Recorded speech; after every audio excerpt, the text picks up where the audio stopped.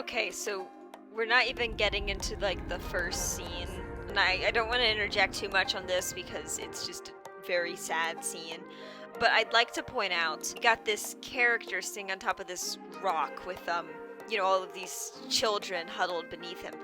It's kind of interesting because not only does this character have sort of a mauve color scheme that's not unlike Eloise's coat. The little character has these tall boots, which Eloise's boots don't go up that high, but his socks do. So it's a very similar silhouette. The character also has a Commedia dell'arte mask of, I think, Zazie. And Zazie is a character that generally plays either the fool or the jester. So that's pretty cool.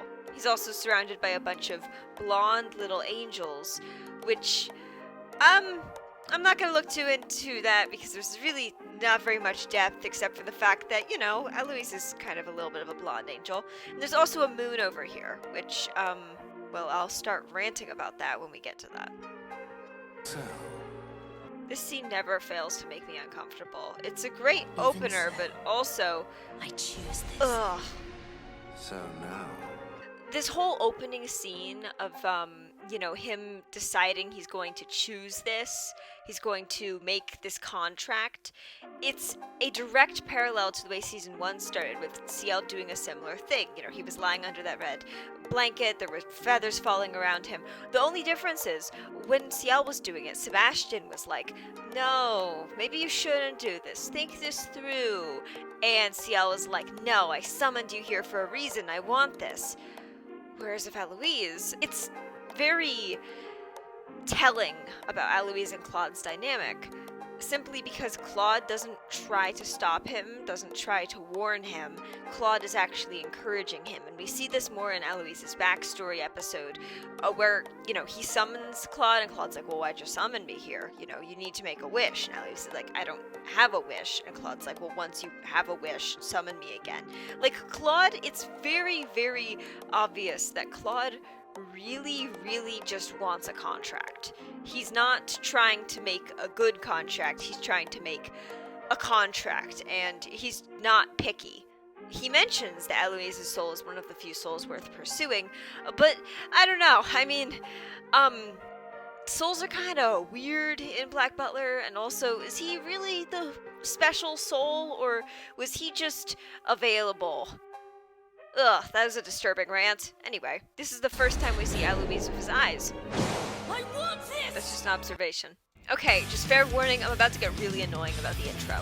So you can see the apple exploding into spiders, Eve, loss of innocence. Something you should know about this opening is that at this point, we don't know that they're gonna pull a sneaky on us. We think that this is the new master-servant duo.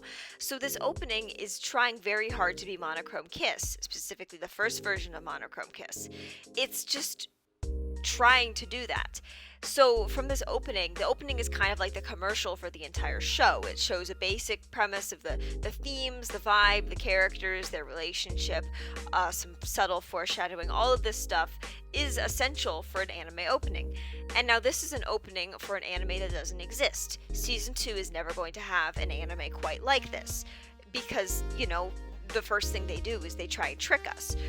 However, by glancing into this opening, we see a subtle window into the story that season 2 could have been had, Sebastian never shown up into it. And I think that's really interesting because it's like we're getting a pilot episode for a show that never existed, just really, really compressed.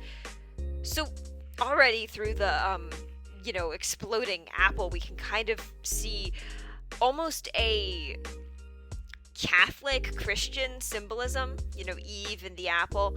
So that's already very interesting. We can see from the opening, from the first scene, this story's already going to be a lot more dark. So we'll just keep going. Okay, wait. You're going to go back a sec.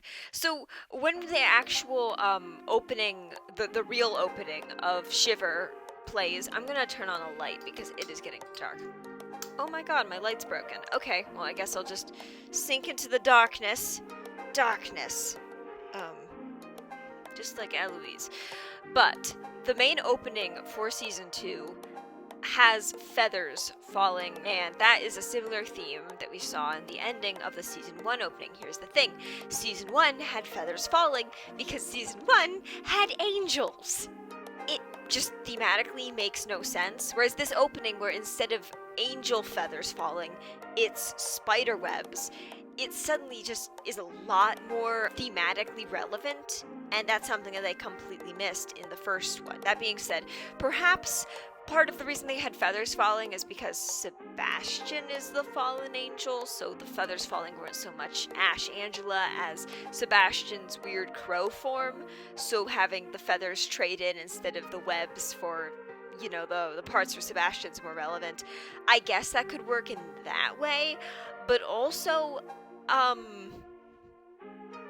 guess that works, but also why aren't the feathers black? He's the black butler, not the white butler. I mean, I guess he is a white butler, but...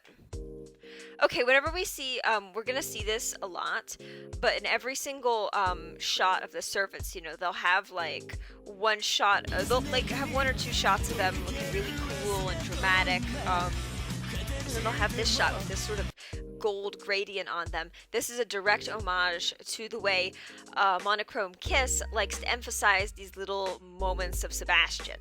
So, you know, Sebastian will do something cool, and then it will immediately cut to him looking kind of pretty with this overlay of this design over him. That we'll see on Hannah, and then on the triplets, and then on Aloise, and then on Claude, which is very interesting. It's a direct parallel to how Monochrome Kiss handled things. I love all the triplets shots. They were such wasted characterization. See? There it is again. Now, I might just be, you know, acting kind of unhinged, but, we all know about the twin reveal. We know the way the twin reveal happened was real CL was standing on the top of the staircase. Our CL was standing at the bottom of the staircase. Aloise is stuck in the middle of the staircase, kind of like how Light Yagami died on the middle of the staircase, never quite reaching heaven or hell. That's a different analysis. But in this specific context, not only is he stuck between this limbo of two states, he's also on this thematically relevant piece of, I guess, home design.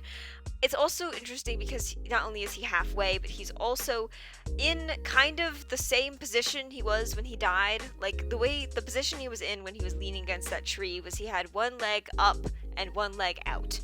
And also, it's another relevant thing, one last relevant thing, is that kind of ties into the whole middling effect of this, of him not being at the top or the bottom, but in the middle. It's complemented by the color palette, as we've previously discussed. You know, red represents the color of his trauma, blue represents the color of his salvation, and so that's why he often finds himself in this mauve, purplish, painful color scheme. Okay, the flowers that are here, these are wisteria, I think, and in Demon Slayer, they said that wisteria could repel demons, but that was in Demon Slayer, so it's not really a reputable source.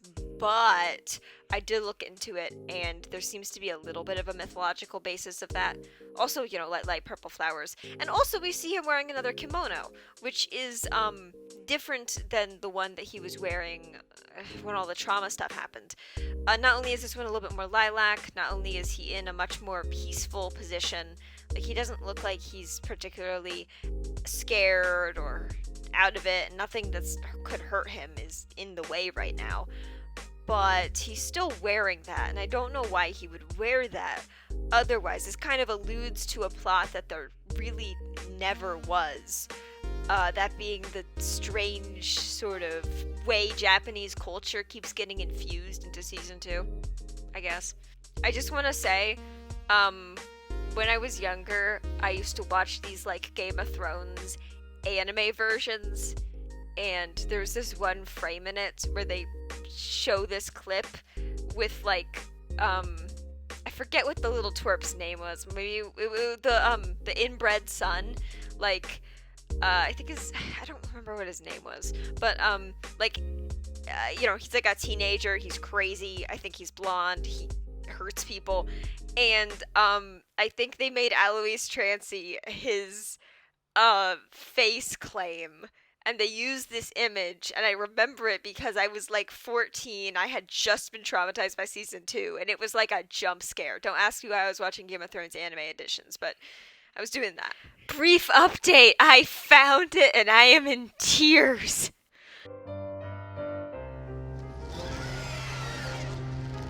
The people love their king.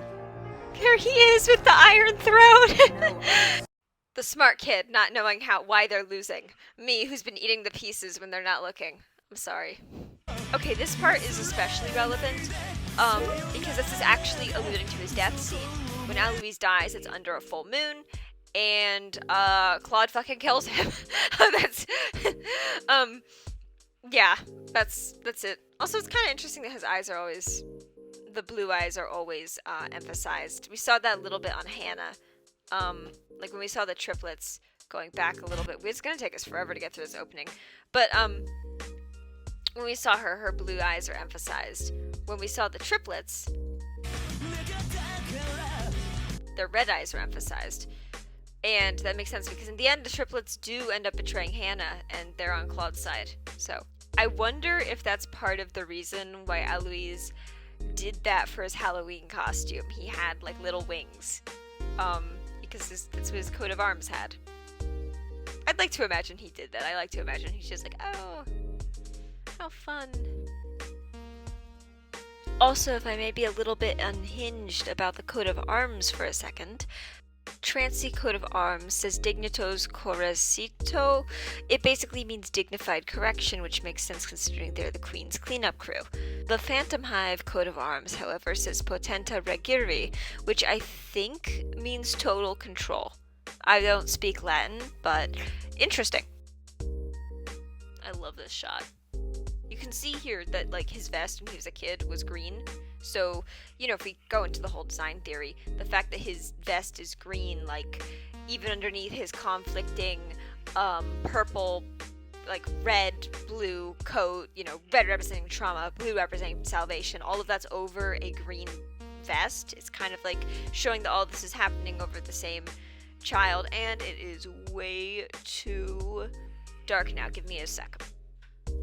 So Claude didn't get one of those, like, dramatic little pans that the other ones did, like, up until the end.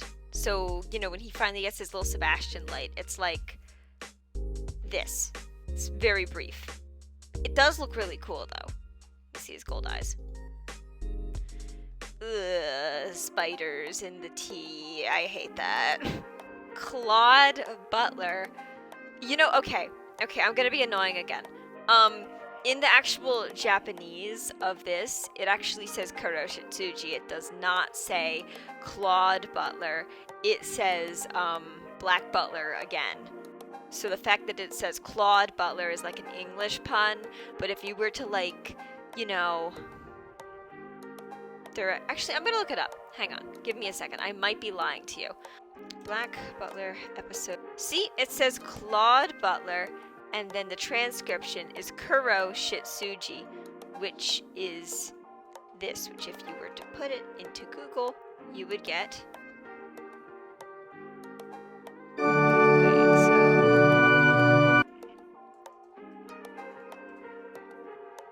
I don't know Japanese, but from what I can understand, if, oh my god, that's hilarious. Okay, so if this is how you'd spell, like... wait, let me just look up.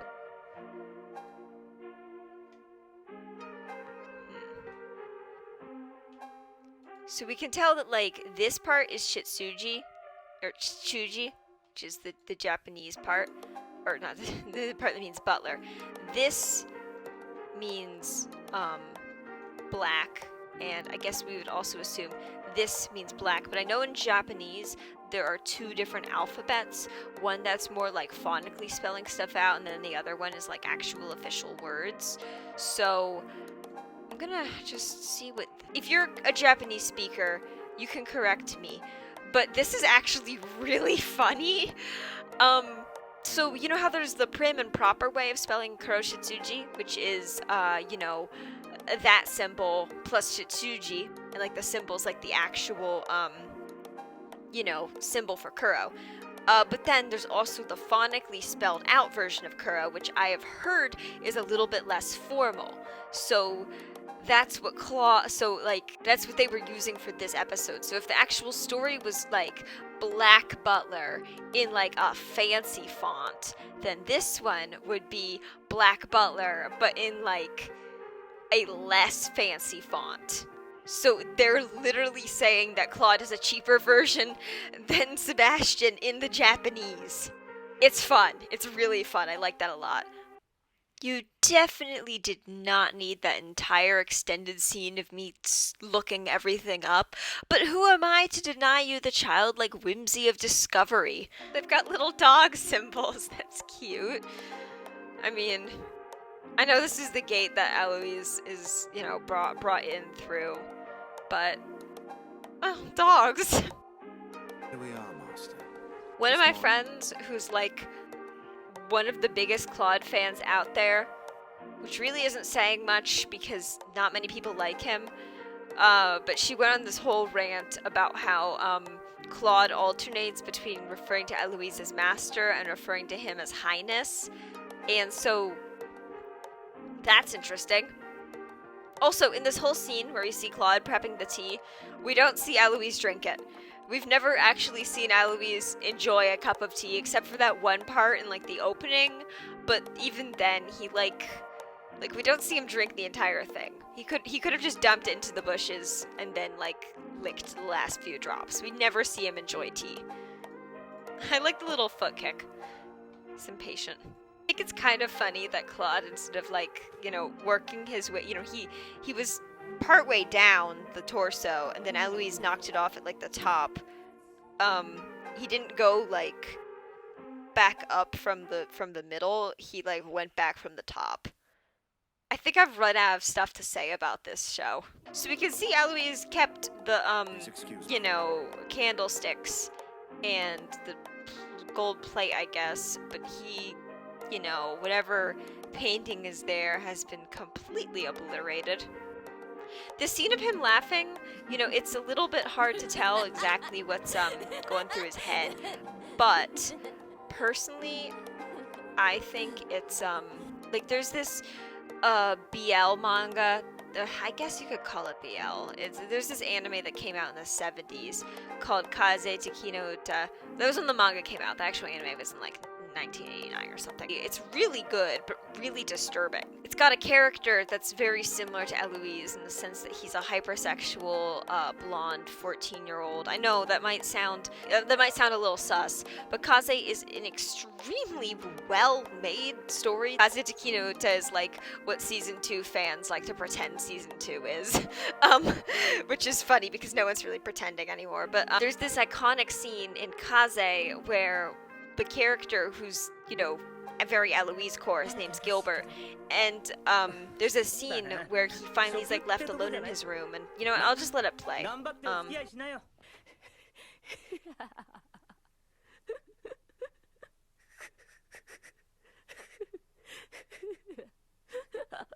Because Kaze was just such a symbol of the shoujo genre, the grandfather of yaoi, which is a weird thing to say considering it's shonen AI and it's mostly about the results and effects of trauma and shit. It's not really sexual, even though sex is often depicted in it. It's usually done very gruesomely. Without a doubt in my mind, Yana definitely watched it. And by the same logic, the people who made Season 2 also definitely watched it. It was the predecessor of what this is. Black Butler would not exist without Kaze Tekino Uta. You should check out my friend Mel's video on the history of BL. They go into it, but yeah, that's what I kind of think. In my Season 2 analysis, I thought that the reason Eloise was laughing in this scene was because, he was mocking you for this whole episode is mocking you into thinking the story's gonna be about something else when they rip the rug out from under you. And so him laughing is like the ultimate, like him looking at the camera and then suddenly laughing is like the ultimate sign that they know what this is. So he's kind of having a little bit of a giggle about that. So that's how I often interpret this scene, but after watching Kaze, I really do feel like this iconic bed laughing scene is, could be a parallel. So, we see this scene where he's punishing, which, the Spider OVA, we see a scene of Claude also punishing her before all of this stuff happened. So when he says, later on, when he says, I need to punish you or else Claude will get angry, he really wasn't kidding. Those two are kind of hitting each other a lot. Like, those two don't get along. Claude definitely punishes her, so you could definitely see this as him trying to get a rise out of Claude. And also, by now, he'd probably know she's a demon. Yeah, no, he'd know she's a demon. He's seen her do demon-type stuff, like pull a sword out of her mouth, so he entirely knows she's a demon. He knows this doesn't hurt her. It's cruel still, but, he knows that. Everyone in this, yeah. Forgive me. Claude will be most upset. There's the line. If I don't punish you. The triplet, I think, that stays with them to clean that up, I think that's Thompson. I'm not entirely sure. Like this is the shot where they forgot to draw his torso, put it on the screen. It's funny. I just love how awkward the scene is. There he is, staring at me again. He's staring at me again. Also, every single room in Eloise's house is a different color palette. So, there was purple. Well, there was red for the first scene. There was purple, then there was blue, then there was gold. I don't really think that was a thing they did for the Phantom Hive household. Every single, they could afford to have more than one color tile per room, but I think it's cool. We see Eloise do this whole head on the table thing in the OVA too. In the OVA, he was filing his taxes, I'm pretty sure. So this is his post doing taxes face. He's so just quiet, like zoned out. Oh, Yes, that's the first usage of highness in this episode. Okay, so fun little note about the scene that's about to take place of Claude's tap dancing. They're actually playing to. I'm gonna find it real quick. The songs they're using are part of a 4-part quartet set done by Vivaldi based on different times of the year, different seasons. So here they are. So here's all the songs again. This is spring.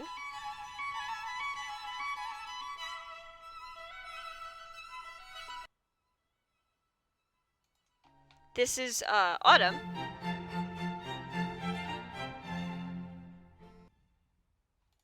This is winter.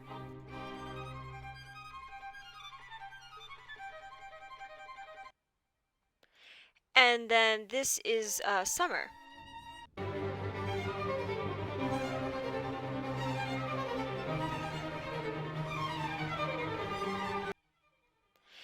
And you might have noticed summer is the track that they play whenever Claude is doing his butler stuff. So, it's the same song. And now they could have just, had the other songs, playing at different parts in Season 2, but they did not do that, because they wanted, I guess they just want this one, but they missed out on the chance of having a animation error. Animation error, they forgot to color his belt in as black. Ha ha ha ha, I got him now. Personally, I'll really appreciate how Walt Sebastian's tailcoats will kind of flare out, almost like bird's wings. Claude's generally stay kind of low, sort of like extra spider legs. I think that's pretty cool. Creatures to corpses.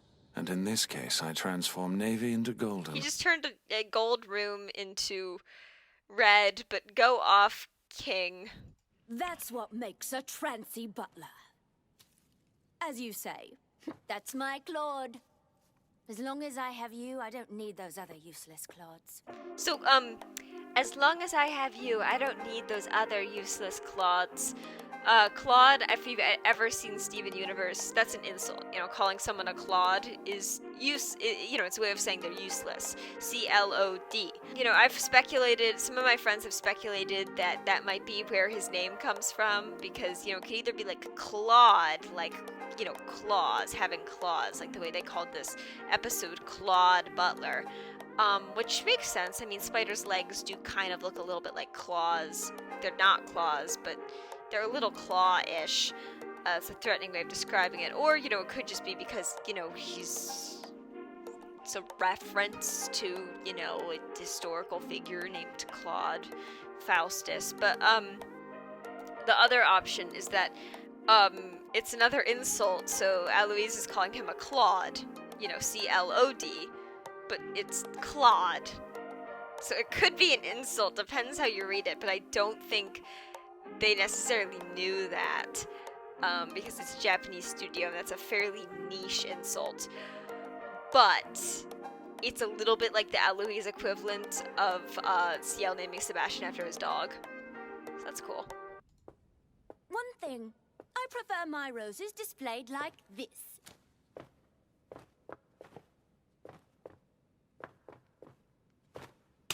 Olay! This whole scene has like no audio in the background of it. So after we get this big grand scene of Claude, like, you know, making this whole room look beautiful, you know, we get Vivaldi's Vivaldi's Summer blasting in the background. Aloise doesn't even get any of that. Look at him, he's so little. But this little dance he does, let's watch it again. Displayed like this.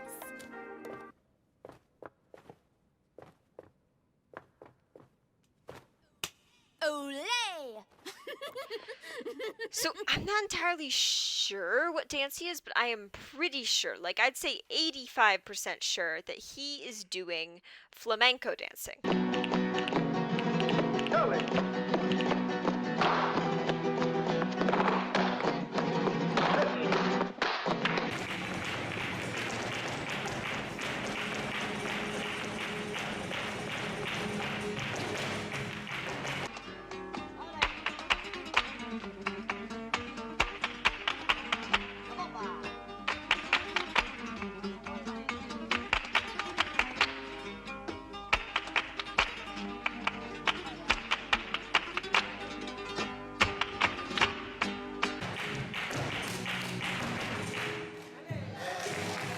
And it's the reason I thought that is because, you know, where does Olay come from in... not Oli. It's a Spanish injection. It's usually done for to get praise from audiences in either bullfighting or flamenco dancing. And so I wasn't entirely sure, like, where, you know, like, if that's enough proof as to what he's trying to do. But...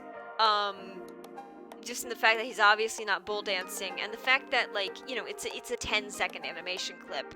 All we see is that there's a little bit of leg work, and there's a little bit of, you know, throwing the arms up in the air, and also the whole stereotype of, like, a Latin dance, you know, of, like, a Latin lover, which is a stereotype, but, like, you know, that whole stereotype is that one person, traditionally the woman, will have a flower in their mouth. So I think that's what he's trying to parody, like, you know, that style of dancing, that style of culture. And, like, I find that kind of fun because, you know, flamenco dancing generally came, I think, from the Wikipedia, it says that it came from sort of a blend of Spanish culture, Romani culture, and ancient Jewish culture, like, you know. And I fit 2 of those criteria. I'm not Romani, but I am Catalan Spanish and Jewish from that part of the world, so that's cool. See, it's definitely a lot of legwork. He says that. See, he's doing a lot with his legs. Okay, staring at us. Now he's frowning. The morons arrive.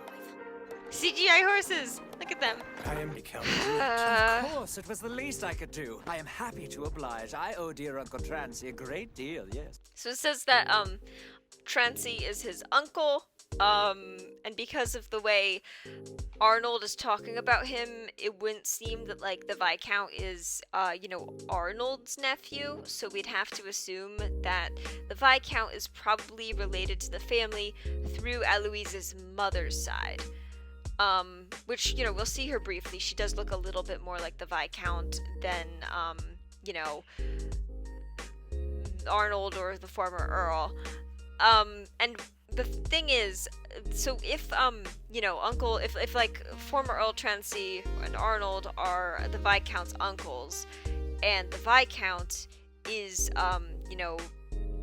he's the son of one of, Eloise's mother's side of the family, it's also mentioned that he is the uncle of Redmond from the, or maybe cousin, I don't really remember, but he's related to Redmond from the Weston arc. That not only does this show how rich nobility has the gene pool of a birdbath, but it also shows that, in like a modern setting, Eloise and Redmond would feasibly be like second cousins or something. So that's interesting. Mm-hmm. He lent me help in trying times. I can't imagine what those trying times were. Oh, God. What happened to, like... So this is interesting. We'll see a bunch of stuff flash Under mysterious through. circumstances. Out of despair, my sister-in-law killed herself. So we never see this guy again. It's, we see the former Earl looking for him. We never see what the hell any of this is about. It looks a little ritualistic. And, wait. Is this guy wearing a talus? I don't think that's a talus. Is it? I don't know. I don't know what, like, I feel like whatever's happening here, I feel like they're, like, it's supposed to be some culture. Like, the ritualistic bonfire, the human heads on spikes, the, long-haired, person in strange clothes in front of the fire doing some sort of spell. This feels like it should be some sort of, like, culture that they're getting their grubby little hands all over, but I don't think it's clear enough which one. And it's only for 1 second, but they just drop this. Like, this is an entire scene that they just don't elaborate on. And also, if the original Eloise were to disappear, where is he? Like, is there going to be a scene where, like, like the 2CL reveals, like, there's 2 young highnesses. Oh, God.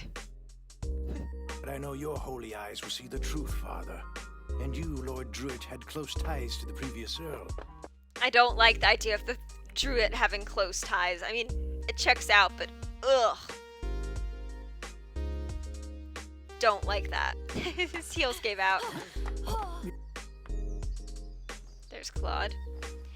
As soon as Claude shows up, you can see Eloise, like, does not get close to the Druid at all. Oh my! Oh, it all remains as it was when He's about to say Among Us. Uncle Trancey still lived among us! Told you.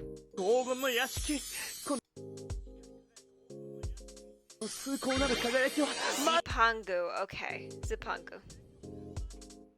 Let's see what that is. Zipangu. What is that? Okay, so he's referring to Japan. So he's basically saying that, like, wow, I can't believe I almost went down the Chinese creation myth trying to figure that out. But, former Earl Trancey had a lot of these sort of aesthetics and treasures, decorating his house, and also he put his servants, the boys, in, these traditional Japanese clothings, the robes, the kimonos. I think he was a, like, Japanophile. Like, he had, like, this interest in the culture that sort of exceeded, like, obviously he was putting sodomite servants into this, so that is, obviously there's a problem there, but also I feel like there's a little bit of cultural obsession going on. It's very subtle background characterization of the former Earl, and it might have just been them, talking about how cool Japanese culture, which is, they made this series, obviously. Sure, by all means. But, me, an American, is not going to stop them from, animating their weird little white boys talking about how cool Japanese culture is, like, power to them. But I feel like it's a little bit of accidental characterization on the part of the former Earl, in the fact that, he's a creepy, old English nobleman who's collecting this stuff and also making these helpless servants live out his fantasies. It's weird. Anyway, Eloise is apart from him. He is sticking by Claude's side. I couldn't lose the warm essence of him the mansion contains. I'm sure he's tearing up for different reasons. This whole experience is probably very stressful and triggering. Weird thing to note, all of the Catholic characters have purple eyes. The Viscount, the priest, Astula. There was one other child who was treated in the same way I was. It sounds silly, but I thought of him as a younger brother. This could be kind of interesting, the whole thing of Eloise and Luca. They're brothers. But they do look very different, so the fact that Eloise says, there was one other child that was treated the same way I thought of him as a younger brother, could feasibly sort of, lend to the theory that, they weren't so much blood brothers as, found brothers. That's a little interesting. I find it kind of interesting that, as this is all happening, Claude is bringing about different courses of the meal. So we saw they had soup earlier, now they're having something else. That's very traditional of how English, that's just how these old-fashioned dinners are. But it's nice that they're giving him something to do. As if he's an animated, not an actor, as if he's not an animated character, but an actor. But nice acting, Claude. Good job. I have a personal headcanon that Eloise has maybe 15 minutes of normal conversation in him before he says something like that. I mean, Arnold deserved it, but Truett had a good time. The priest looks so tired. Look how tired he is. He's smiling. He is so tired. Just look at him, Claude! Like a cow learning to dance! What a pitiful sight! I think this is also a good point to... Oh. Waiting. See, all he does is try to get Claude to react, to laugh, to have any real reaction, which is interesting because when Claude smiles, it, freaks him out. But, it's neat. Oh yeah, but what I was saying about the voice acting, I feel like this might be a relevant time to point out that Eloise's voice actress also voiced Ochako from My Hero Academia, so his voice actress is great. She has her pronouns in her bio. She's a cis woman, it's just she, her, but that's just, she doesn't have to do that, and she does, and that's lovely. Oh wow, I wonder who this could be.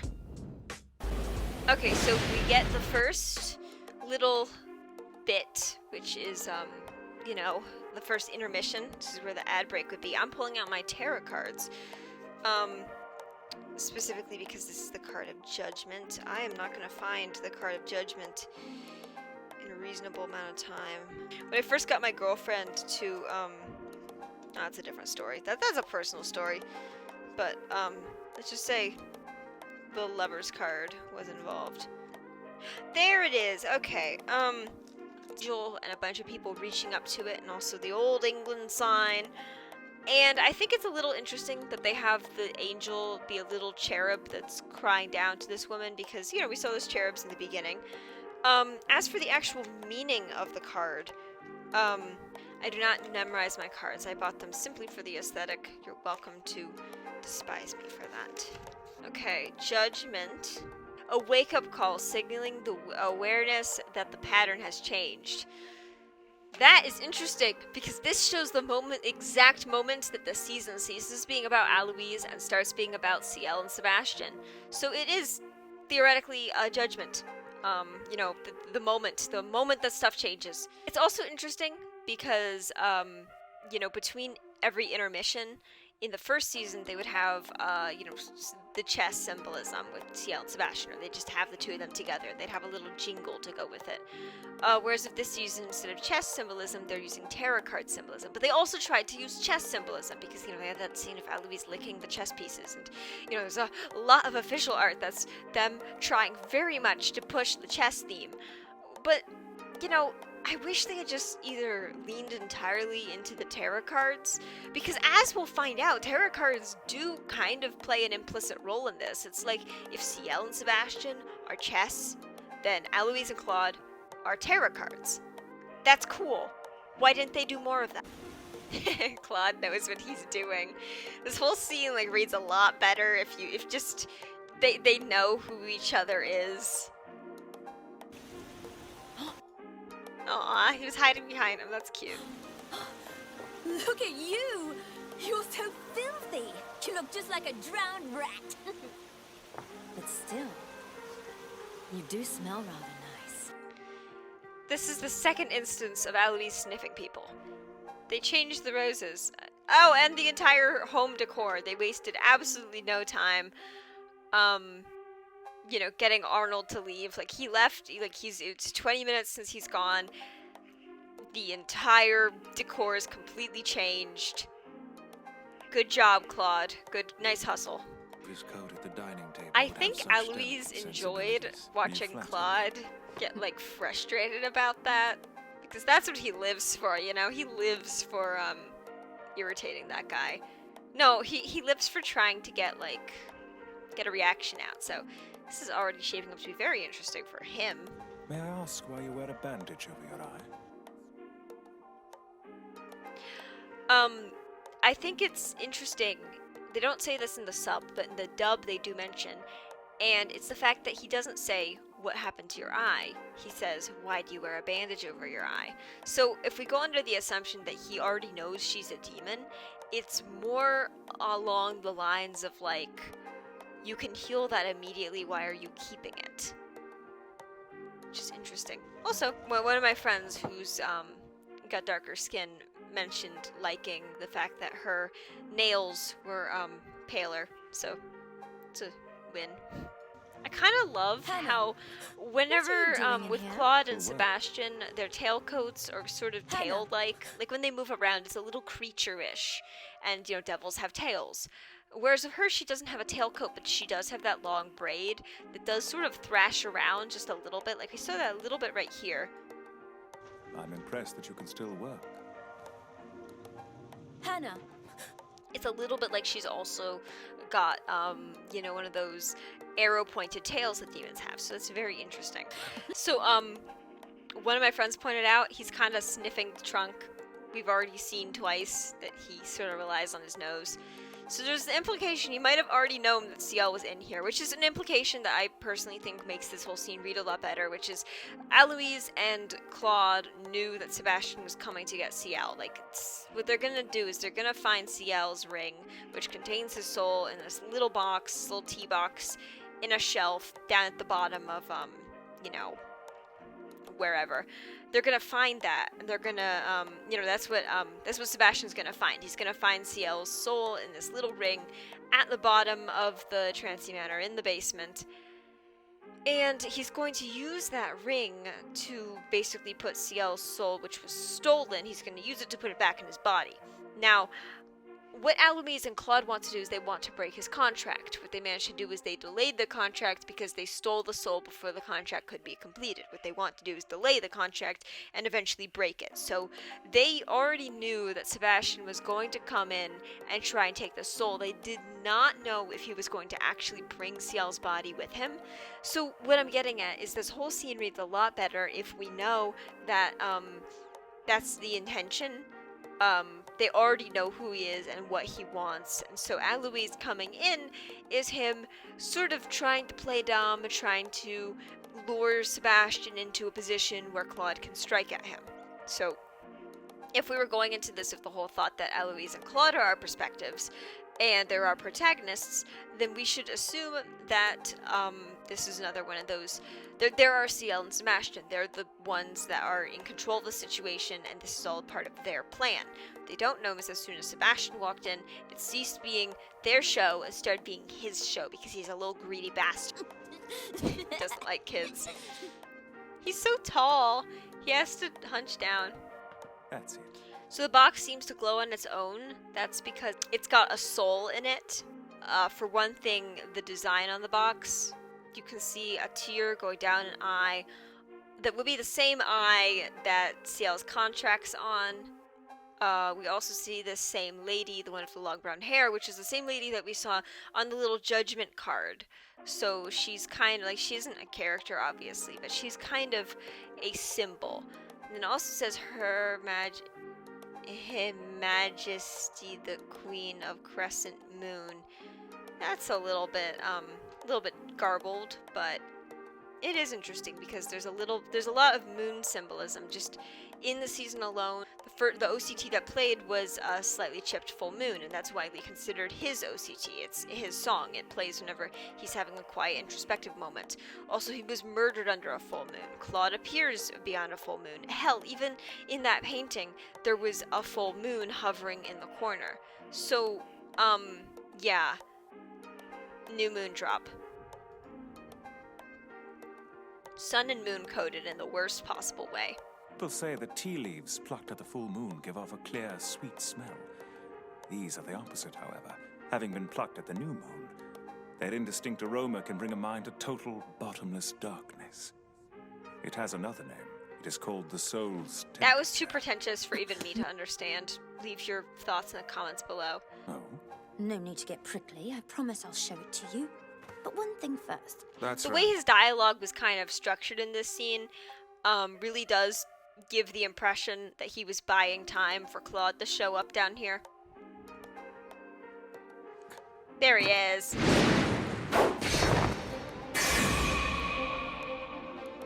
Kill him! I want So him I alive! always wondered why Kill him, Claude takes Claude! off his glasses in some scenes. Like, whenever he's fighting, if he's somehow going into, like, I don't know, butler kill mode by removing them. But then it kind of occurred to me, the glasses are just the same as Sebastian's gloves. You know how whenever Sebastian needs to do something particularly unpleasant, he removes his gloves with his mouth. Claude's the same way. Whenever he has to do something, he takes off his glasses. It's very much the same movement of some sort of, like, I guess, minimal undressing for the sake of dramatics. So while Sebastian is, ripping off his gloves, Claude's taking off his glasses. So if you're ever making a demon OC, it might be a good idea to give them a little movement like that. Like, maybe they have to undo their tie, or, God, I don't know. But, it's what use was that, Claude? Tom Hive? I Interesting. finally have you! You're mine! You can definitely, see how this early characterization, we don't know Aloyse's motives yet. We don't know what he really wants is to break Ciel and Sebastian's contract so he can basically rescue Ciel. We don't know that yet, so to the average fan, he's just a crazy Ciel fanboy. Ever be. Your mere touch would defile my young master. What? That's just an awful thing to say, especially considering his backstory, especially considering the fact that, Sebastian probably knew about that part of his backstory because, and so Aloyse's, very shocked reaction at that, we'll see later on, he's upset. He hates that Sebastian said that. You put your feet on something that's meant to carry food. What kind of butler are you? Dude, he just called your master defiled. Where are your priorities? What kind of butler am I? Why, I'm simply one... No. It's not quite time for that yet. Shut up. So you know how I mentioned that those two have some sort of weird psychosexual thing going on? Just watch this again. You flee instead of fighting. See, I believe I believe recall I your recall ways your and they know ways. each other. Into black.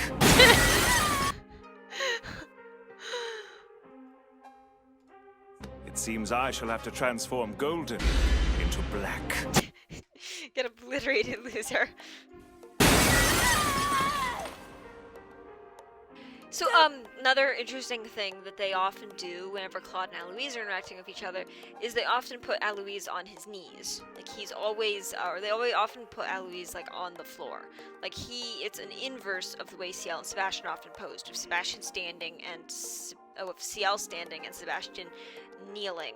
And they've got such a strange contract, and also they both want very different things that is inversed, with Claude often being the one standing and Aloise often being the one like on the floor gripping his leg. And I mentioned this because it happens quite a lot. You can't leave me all alone too. Please, Claude, don't go. Now this could have a secondary meaning in the sense that Aloise really just doesn't want Claude to go after them and to, kill Sebastian or take Ciel, break their contract, whatever, because he knows that as soon as their contract runs out, Claude's no longer gonna serve him anymore and he's going to die. So this could potentially be a small allusion to that. But of course, the whole explanation that it was dark and he got scared is also a totally valid explanation. I know that other man was right. I'm only a brat, foul and vulgar. So that's, really emphasizing how what Sebastian said really hurt his feelings, and, who can blame him? That was really fucked up. Why would you say that, Sebastian? I like that. I like that he Just pushes him forget away about it. when Claude really brings out his his demonic characterization. It truly shows that Claude is operating on a completely different wavelength than Aloise. Like, Claude just wants to get the contract done. He wants food. That's it. Whereas for Aloise, he wants comfort. He feels awful. And yeah. Their dynamic is kind of like if you really pull back on Ciel and Sebastian's, remove all of the, facades that those two put up and give yourself something a lot more obvious. That's what this is. It hurts. All of you. You can be swallowed by the darkness.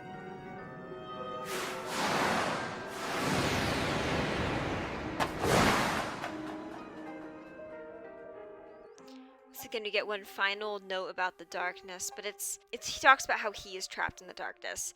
Then he talks about how his village was devoured by the darkness. And last of all, he tells Claude, you can go disappear into the darkness too. I don't care. I feel like the darkness is sort of a manifestation of just his pain and how he believes everything around him is going to go away one day. It's doom, basically. So we get this final OCT with that blue butterfly, the same butterfly that we saw trapped in the spider's web in the first scene, and also the butterfly that's like a pseudo main character of the butterfly OVA. It's a beautiful OCT. At long last, we see Ciel stuck on this checkerboard flooring, and I think this is especially interesting because he is wearing the exact same outfit he's wearing when Aloise possesses his body. So it's kind of like saying that even though it's Ciel lying on this, it actually could be either of them. This is the exact same outfit he was in when he was going Louise mode. So he's laying here. We can also see the checker pattern floor is the same floor as what is seen in episode 11, when they're in that little mindscape together. I really wish they had made the mindscape scene a little bit longer, perhaps paralleled it a bit to Emerald Witch Arc, which I think was yet to come out at that time. I know Emerald Witch came out around early 2010s. But it's very interesting. I like it a lot. And then we can see finally reaches some peace as the butterfly sets itself on him. Transforms into Sebastian's hand. I think this is a much softer way of representing how the soul goes away. Anyway, so season 2 does this really annoying thing where they put plot relevant scenes after the after credits like a fucking Marvel movie. He's still in his funeral clothes from the end of season 1. He's patting his head. That's cute. And that was episode 1 of season 2. Don't think I'll make any more of these, but mostly because it took me an hour and a half to get through one episode because I kept stopping and talking about stuff. So I'm not going to make any more of this. That being said, I hope you enjoyed having a simulation of having that one really obnoxious autistic friend who's really insane about a show. Happy I could provide that to you. But, yeah, so, my end thoughts, it's good. I could talk about it for an hour and 30 minutes. Good episode.